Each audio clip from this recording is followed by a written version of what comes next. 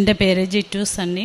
ഞാൻ ചെങ്ങന്നൂരിലെ തിരുവമണ്ടൂർ എന്ന സ്ഥലത്ത് നിന്ന് വരുന്നു. ഞാനിവിടെ ആദ്യമായി ഉടമ്പടി എടുത്തത് 2023 നവംബർ 28 എനിക്ക് മുന്നമേ തന്നെ ഈ കൃപാസനത്തെക്കുറിച്ച് അറിയാമായിരുന്നു. എന്നെ ഇവിടെ വരുവാനായിട്ട് 2-3 പേര് വിളിച്ചിരുന്നു, പക്ഷേ അന്നൊന്നും ഞാൻ വന്നില്ല. അതിനുശേഷം ഞാനിവിടെ വരാനുണ്ടായ കാരണം എൻ്റെ മകൻ്റെ പ്രൈവറ്റ് പാർട്ടിൽ ഒരു തടുപ്പ് കണ്ടു. അപ്പോൾ അവൻ നേഴ്സിംഗ് പഠിച്ചുകൊണ്ടിരിക്കുകയാണ്. എൻ്റെ മകനാണ് എൻ്റെ കൂടെ ഉള്ളത്. അവന് എന്നെ വിളിച്ചിട്ട് പറഞ്ഞു, അമ്മേ എനിക്കിങ്ങനെ ഒരു തടുപ്പ് പോലെ കാണുന്നു. ഞാൻ പറഞ്ഞു, എന്തെങ്കിലും ഞരമ്പിൻ്റെ വല്ലതും ആയിരിക്കും, നമുക്ക് നോക്കാം എന്ന് പറഞ്ഞു. 2 മാസം അവൻ അവിടെ നിന്നിട്ട് അവൻ ആ വേദന കുറഞ്ഞില്ല. അവൻ പിന്നെ നാട്ടിൽ വന്ന് ഞാനൊരു ഡോക്ടറെ കൊണ്ട് കാണിച്ചു.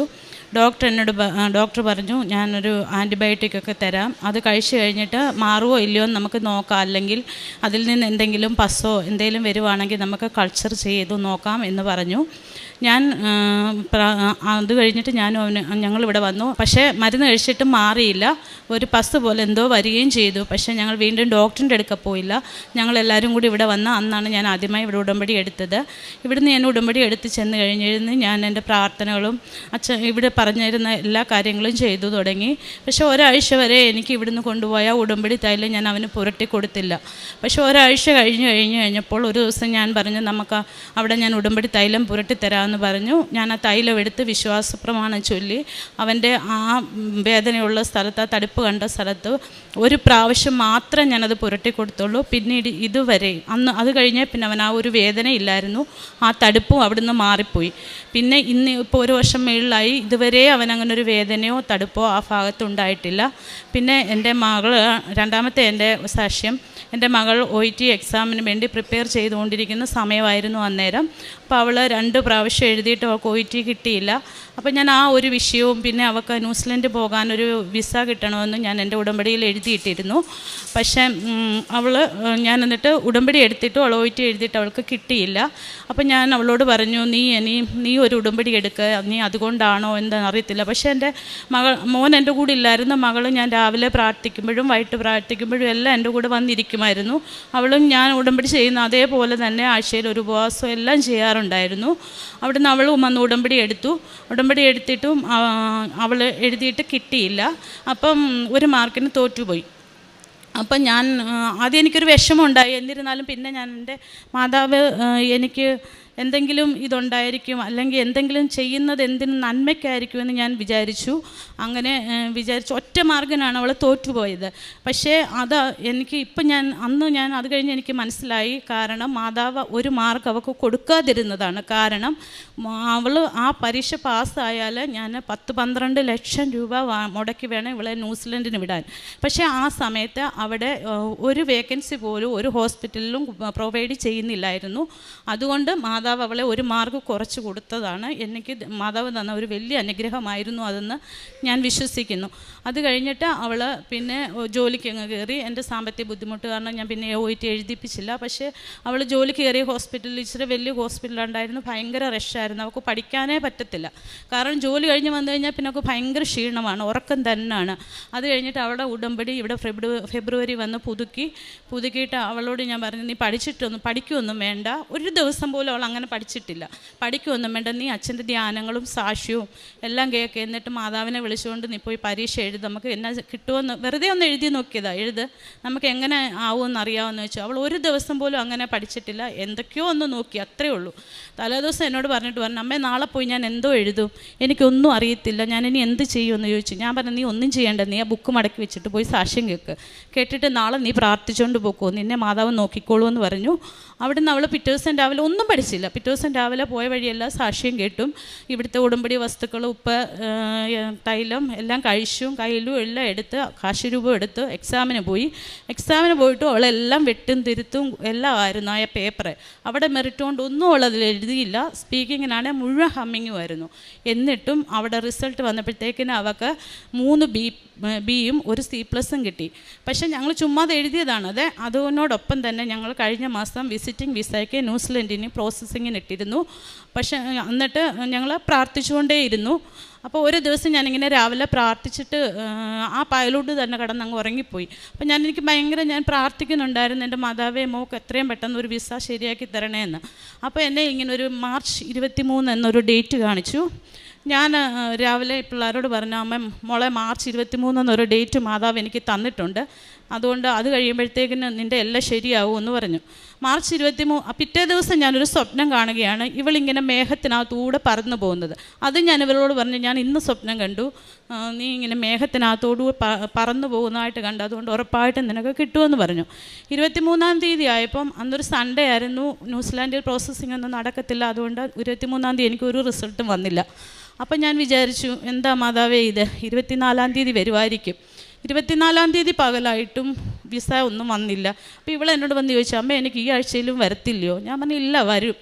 അന്ന് രാത്രി ഞാൻ 12 മണി തൊട്ട് 1:30 വരെ എൻ്റെ മാതാവിൻ്റെ മുന്നിൽ ഞാൻ മുട്ടുകുത്തിയിരുന്ന് കരഞ്ഞു.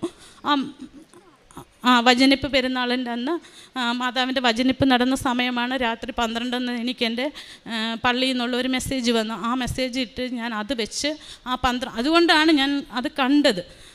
അങ്ങനെ ആ 12 തൊട്ട് 1:30 വരെ ഇരുന്ന സമയത്ത് ഞാൻ മാതാവിനോട് പറഞ്ഞു, എനിക്ക് തരുമെന്നറിയാം, മാതാവ് നീ താമസിച്ചാലും എൻ്റെ കാര്യം നടത്തി തരുമെന്ന് എനിക്ക് വിശ്വാസമുണ്ട്, പക്ഷേ എനിക്ക് നോക്കി നിൽക്കാൻ സമയമില്ല, എനിക്കിപ്പോൾ ജോലി അത്യാവശ്യമാണ്.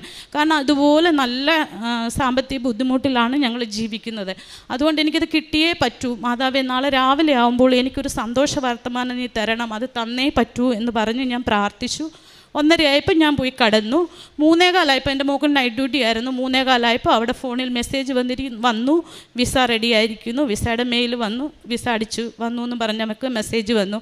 അങ്ങനെ ഒരു അനുഗ്രഹം തന്നെ എൻ്റെ മാതാവ് എന്നെ നടത്തി. അതുപോലെ തന്നെ എനിക്ക് ചെറുതും വലുതുമായ ഒത്തിരി അനുഗ്രഹങ്ങൾ എൻ്റെ മാതാവ് തന്നിട്ടുണ്ട്. ഞാൻ ഈ ഉടമ്പടിയിൽ ഇരുന്ന് അന്ന് തൊട്ട് ഇന്ന് വരെ എൻ്റെ ആ ഉടമ്പടി തൈലം കൊണ്ടാണ് ഞാൻ ജീവിക്കുന്നത്. എന്തോ ഒരു വേദന വന്നാലും എനിക്കായാലും പിള്ളേർക്കായാലും എൻ്റെ ഹസ്ബൻഡിനായാലും ആ തൈലം ഉടനെ ഞാൻ വിശ്വാസ പ്രമാണം ചൊല്ലി അവിടെ പ്രാർത്ഥിക്കും. അപ്പോഴത്തേക്കിനും അത് ആ വേദന മാറും. എനിക്കറിയില്ല, അന്ന് തൊട്ട് ഞാൻ അതിലാണ് ജീവിക്കുന്നത്.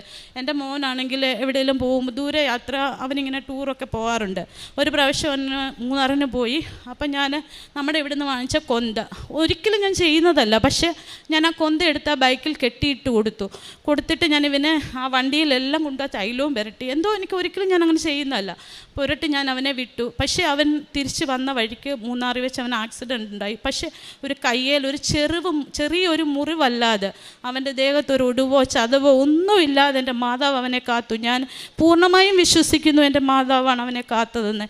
എൻ്റെ മോൻ എവിടെ പോയാലും എന്തെങ്കിലും ഒരു അസുഖം വന്നാൽ ഓടി വന്ന് എന്നോട് പറയും, അമ്മേ എനിക്ക് എണ്ണ പുരട്ടിത്താ, തൈലം പുരട്ടിത്താ എന്ന് പറയാറുണ്ട്. അത് അവരെല്ലാവരും അങ്ങനാണ്. പിന്നെ ഞാൻ ചെയ്യുന്ന കാരുണ്യപ്രവൃത്തി എന്ന് പറഞ്ഞാൽ ഒത്തിരിയൊന്നും കാരുണ്യപ്രവൃത്തി ചെയ്യാൻ എനിക്ക് പറ്റത്തില്ല. കാരണം എന്താണെന്ന് വെച്ചാൽ എനിക്ക് അതുപോലെ സാമ്പത്തികമില്ല. ഞാൻ തയ്ച്ചാണ് ജീവിക്കുന്നത്. എൻ്റെ ഭർത്താവിന് ഓട്ടോയാണ്. അപ്പം ഞാൻ എന്നെക്കൊണ്ട് കഴിയുന്ന വിധത്തിലൊക്കെ ഞാൻ എന്നോട് ചോദിക്കുന്നവരോടൊക്കെ ഞാൻ കൊടുക്കാറുണ്ട്. പിന്നെ ഞങ്ങളുടെ അടുത്തൊരു മെൻ്റൽ പേഷ്യൻ്റ്, ആരുമില്ലാത്ത മെൻ്റൽ പേഷ്യൻറ്റിനെ നോക്കുന്നൊരു സ്ഥലമുണ്ട്, അവിടെ പോയി അവർക്ക് ആഹാരം കൊടുക്കാറുണ്ട്. പിന്നെ എൻ്റെ അടുക്ക് വസ്ത്രം തയ്ക്കാൻ വരുന്ന പാവപ്പെട്ടവർക്ക് ഞാൻ ഇതിൻ്റെ തയ്യലിൻ്റെ കൂലി കുറച്ച് കൊടുക്കുക. അതാണ് ഞാൻ ചെയ്യുന്ന കാരുണ്യപ്രവൃത്തി. പിന്നെ ആത്മീയമായിട്ട്, അതാണ് എനിക്ക് ഏറ്റവും ഇതായിട്ട് പറയാനുള്ളത്, ഞാൻ ആത്മീയമായിട്ട് എന്നെ ദൈവത്തോട് കൂടുതൽ അടുപ്പിച്ചതാണ് ഈ ഉടമ്പടിക്കാലം.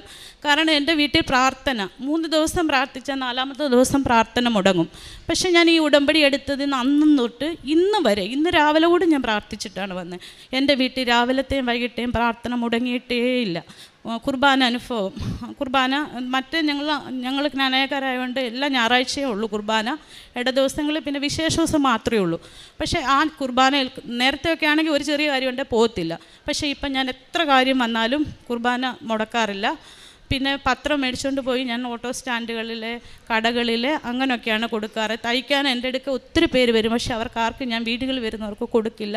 വെളിയിൽ ഇറങ്ങിപ്പോയി പറഞ്ഞു തന്നെയാണ് കൊടുക്കുന്നത്. ചിലർ വാങ്ങിക്കും, ചിലർ വാങ്ങിക്കത്തില്ല. ഇത്രയും അനുഗ്രഹങ്ങൾ തന്ന ദൈവത്തിന് ഞാൻ നന്ദി പറയുന്നു. മാതാവിനും കൊടാനുകൂടി നന്ദി അർപ്പിക്കുന്നു. എൻ്റെ പേര് സാൻഡ്ര സണ്ണി, ഞാൻ തിരുവനന്തപുരത്ത് നിന്ന് വരുന്നു. എനിക്ക് ഒ ഇ ടിയുടെ സാക്ഷ്യമാണ് പറയാനുള്ളത്. ഞാൻ ആദ്യമായിട്ട് ഒരു വട്ടം ഉടമ്പടി എടുത്തിട്ടാണ് ഞാൻ ഒ ഇ ടി എക്സാം എഴുതിയത്. പക്ഷേ ആ എക്സാമിൽ ഞാൻ പാസ്സായില്ല. പിന്നെ ഞാൻ ലാസ്റ്റ് ഡിസംബറിൽ ഉടമ്പടി പുതുക്കിയിട്ട് ഞാൻ ഒന്നുകൂടെ ഒ ഇ ടി എക്സാം എഴുതാൻ വേണ്ടി തീരുമാനിച്ചു. പക്ഷേ ആ എക്സാമിനോട് ഞാൻ ഒട്ടും തന്നെ പ്രിപ്പയർ ചെയ്തില്ലായിരുന്നു. ഞാൻ കൂടുതലായിട്ട് സാക്ഷ്യങ്ങൾ കേൾക്കുകയും അച്ഛൻ്റെ ധ്യാനം കേൾക്കുകയൊക്കെയാണ് ചെയ്തത്. ഞാൻ ഒന്നും തന്നെ പഠിക്കാതാണ് പോയി എക്സാം എഴുതിയത്. പക്ഷേ മാതാവിൻ്റെ അനുഗ്രഹം കൊണ്ട് എനിക്ക് അയർലൻഡ് സ്കോർ കിട്ടി, മാതാവിനെ അനുഗ്രഹിച്ചു. അതുപോലെ തന്നെ ന്യൂസിലൻഡിൻ്റെ വിസിറ്റിംഗ് വിസയിൽ എല്ലാം പ്രോസസ്സിങ് ആയിട്ടുണ്ട്.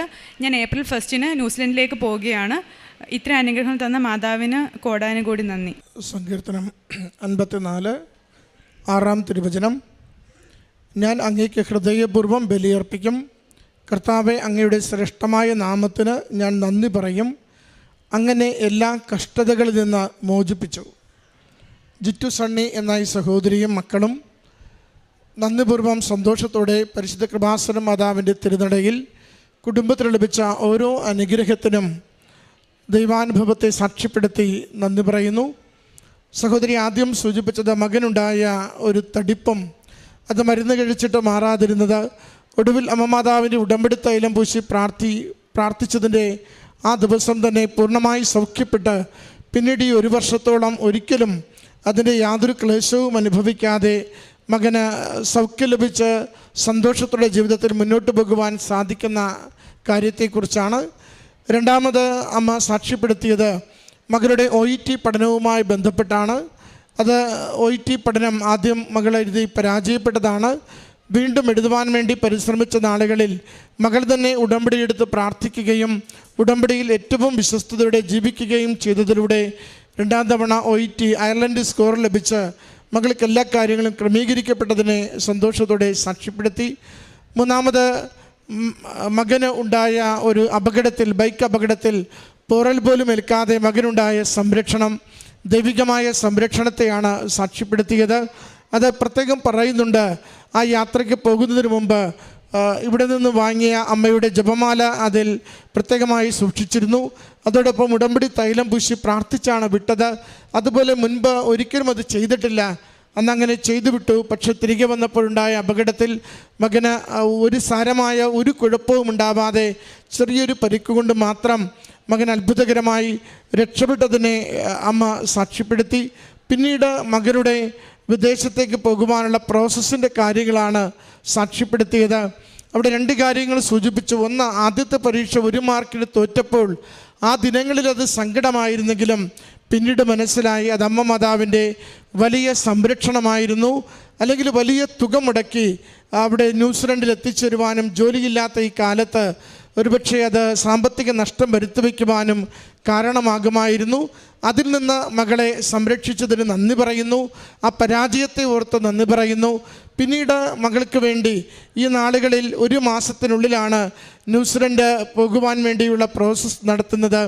ആ നിമിഷം മുതൽ കുടുംബത്തിന് ലഭിക്കുന്ന അമ്മ മാതാവിൻ്റെ സാന്നിധ്യത്തെയാണ് എടുത്തു പറയുന്നത്. ആദ്യം ലഭിച്ചത് 23 എന്നൊരു തീയതിയായിരുന്നു. 23 എന്ന തീയതി ലഭിക്കുമ്പോൾ അത് ഈ മാസം 23-ന് നടക്കുമെന്ന വലിയ പ്രത്യാശ കുടുംബത്തിന് കൈമാറുന്നുണ്ട്. രണ്ടാമത് കാണുന്ന ഒരു സ്വപ്നം, അത് മേഘത്തിലൂടെ മകൾ പോകുന്നതാണ്. അത് ഫ്ലൈറ്റിൽ യാത്ര ചെയ്യുന്നതിൻ്റെ സന്ദേശമായിട്ടാണ് അമ്മയ്ക്ക് മാറുന്നത്. ഈ 2 അമ്മ മാതാവിലൂടെ ലഭിക്കുന്ന പ്രസൻസ്, അതാണ് മകൾക്ക് പറഞ്ഞു കൊടുക്കുന്നത് എന്തെങ്കിലും നമുക്ക് ഈ ദിവസങ്ങളിൽ സന്ദേശം വരുമെന്ന്. അതുപോലെ 23-ാം തീയതി ഞായറാഴ്ച തൊട്ടടുത്ത പ്രവൃത്തി ദിവസം അതിരാവിലെ മകൾക്ക് അവിടെ വിസ തയ്യാറായതും ഈ നാളുകളിൽ മകൾക്ക് വിദേശത്ത് പോകുവാനുള്ള എല്ലാ കാര്യങ്ങളും ക്രമീകരിക്കപ്പെട്ടതിനെയുമാണ് സന്തോഷത്തോടെ സാക്ഷ്യപ്പെടുത്തുക. ഭൗതികമായ നന്മകൾ ലഭിച്ചതിൻ്റെ സന്തോഷം മാത്രമല്ല ഈ കുടുംബം പങ്കുവെച്ചത്, മറിച്ച് കുടുംബത്തിൽ വന്ന പ്രാർത്ഥനാ ജീവിതത്തിൻ്റെ ശക്തി, ആത്മീയമായ വളർച്ച, മറ്റുള്ളവർക്ക് നന്മ ചെയ്യുവാൻ വേണ്ടി നിരന്തരം ലഭിച്ചിരുന്ന സന്തോഷം. ചേച്ചി തയ്യൽ ജോലിക്കാരിയാണ്. ആരെങ്കിലും പാവപ്പെട്ടവർ തയ്യലുമായി ബന്ധപ്പെട്ട് വരുമ്പോൾ അവർക്ക് വേണ്ടത്ര ഇളവോടുകൂടി ആ കാര്യം ചെയ്തു കൊടുക്കുവാനുള്ള സന്മനസ്, അങ്ങനെ ഉടമ്പടി ജീവിതം കുടുംബത്തിന് തന്നെ ജീവിതക്രമത്തെ ഒന്ന് മാറ്റുകയും കൂടുതൽ ദൈവോന്മുഖമായി ദൈവനാമത്തെ മഹത്വപ്പെടുത്തി ജീവിക്കുവാൻ കുടുംബത്തിൽ ഓരോരുത്തർക്കും ഉൾക്കാഴ്ച കൊടുക്കുകയും ചെയ്തു. അതിൻ്റെ സന്തോഷത്തോടു കൂടി കുടുംബം ഈ സാക്ഷ്യം പങ്കുവയ്ക്കുന്നു. ഈ കുടുംബത്തിൽ ലഭിച്ച എല്ലാ നന്മകളെ ഓർത്ത് അമ്മ മാതാവിനും തിരുക്കുമാരനും നന്ദി പറഞ്ഞ് കരങ്ങളടിച്ച് ഈ സാക്ഷ്യം നമുക്ക് സമർപ്പിക്കാം. അത്യപൂർവ ദൈവാനുഭവങ്ങൾ ഇനി നിങ്ങൾക്കും സ്വന്തം. ഈ യൂട്യൂബ് ചാനൽ ഇതുവരെ സബ്സ്ക്രൈബ് ചെയ്തിട്ടില്ലെങ്കിൽ ഇപ്പോൾ തന്നെ സബ്സ്ക്രൈബ് ചെയ്യുക. ഈ വീഡിയോ ഇപ്പോൾ തന്നെ നിങ്ങളുടെ സുഹൃത്തുക്കൾക്ക് ഷെയർ ചെയ്തുകൊണ്ട് കർത്താവിൻ്റെ പ്രേക്ഷിതരാകുക.